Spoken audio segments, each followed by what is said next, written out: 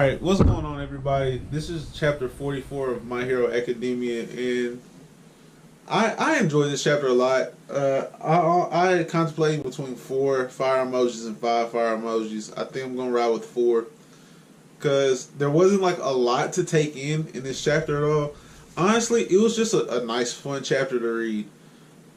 Probably the funnest chapter, just to see like the kids actually getting to be creative and have fun with this. And of course, King Explosion Murder. Like, is there a better name than that? Yes, there is. It's Lord Explosion Murder. Bro, you have to love that. You have to love how aggressive he is with everything, or at least I do. I mean, I love it. I think, and I was gonna just read them out of the manga, but then that would take away from the ones that I actually liked if I'm just reading them all. Because the ones that I liked stood out. I liked Uravity. I thought it was creative. I thought it's very Ochako, and I think it has a nice ring to it. I liked Red Riot because not only does it have a nice ring to it, it's inspired by a very chivalrous, manly hero, and I know that's what Kirishima. That's what his end goal is to be that kind of hero. I enjoyed Shoto just being Shoto because he's not ready to do anything else yet, and he didn't want to go force it. I liked it. I liked Grape Juice, because that's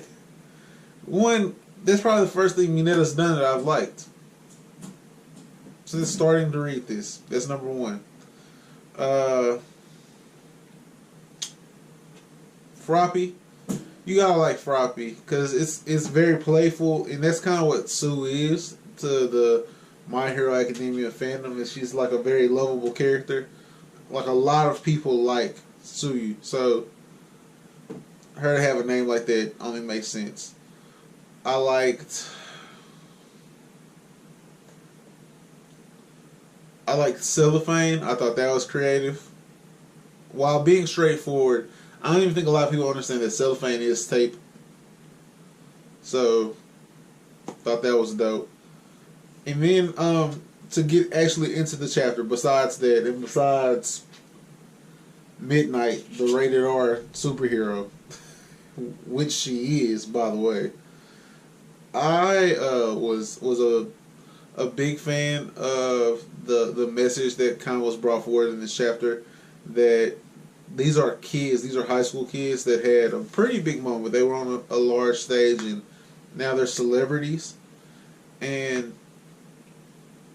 while that is an outstanding feeling to be known by people who you don't know, to have that semi-celebrity status, I do think it can backfire on them, because later opponents will have a better understanding of them and have seen them on TV and at this broadcasted event, and might even understand their personality some after how they've acted, and that does have possible drawbacks.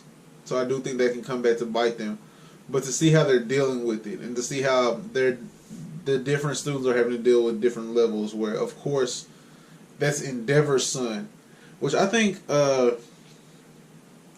Shoto, and this is a poor reference because I'm not saying that he's this type of father.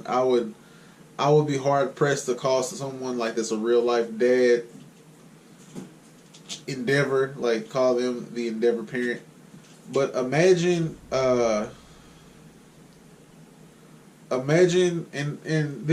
he's the number 2 hero, but Jeffrey Jordan. Imagine growing up being Jeffrey Jordan, and like the shadow casted over you every time you want to pick up a basketball, and then like the feeling like you're going to go play college basketball regardless of if you're good or not, because you're Mike's kid. So if you can play a lick at all, you're going D1. That's kind of the feeling Shoto has a lot of the times, even though he's extraordinarily talented. He's extraordinarily talented. It's easier for me to say that you're going to be good and see your potential when your dad's not only a top tier hero, he's number 2. He's the number 2 hero.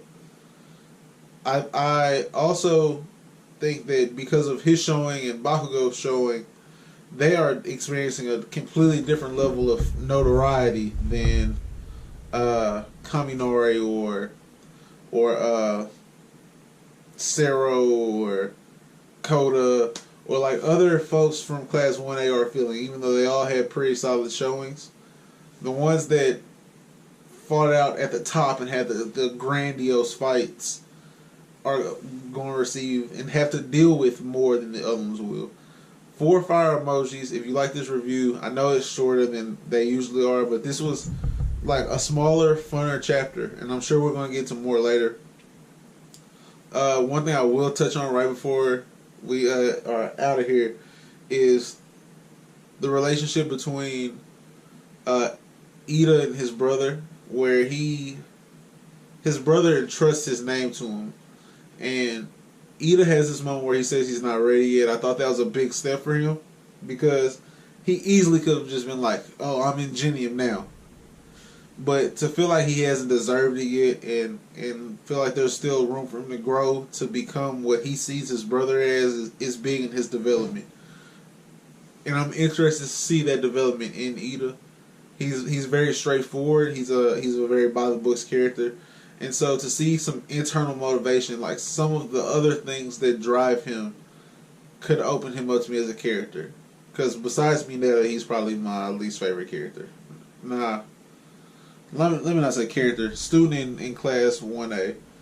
I don't like Coda either, or Buddy with the arms, or Invisible Girl.